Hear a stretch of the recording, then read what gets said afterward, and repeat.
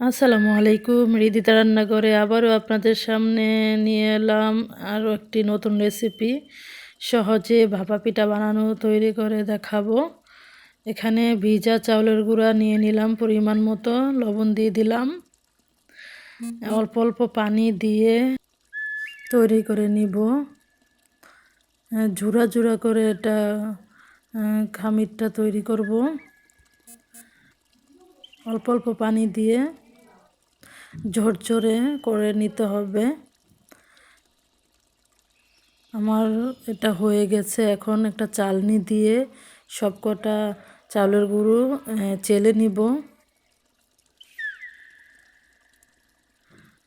সবকটা চালের গুঁড়ো চেলে নেওয়া হয়ে গেছে। চালনি দিয়ে চেলে নিয়েছি। এখন আমি গুড় নিয়ে নিব। খেজুরের গুড় নিয়ে নিয়েছি, আর সাথে ছিল ফ্রোজেন নারিকেল। ওটা আমি আগেই ফ্রিজে রেখে দিয়েছিলাম।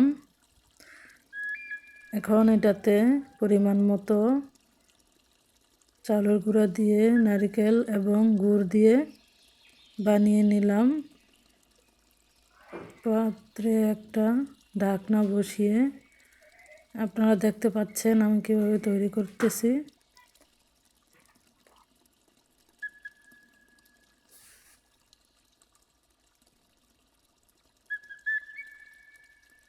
এভাবে সবকটা পিঠা আমি বানিয়ে নিয়েছি। সো গাইস, আমার পিঠাটা কেমন হলো বলবেন।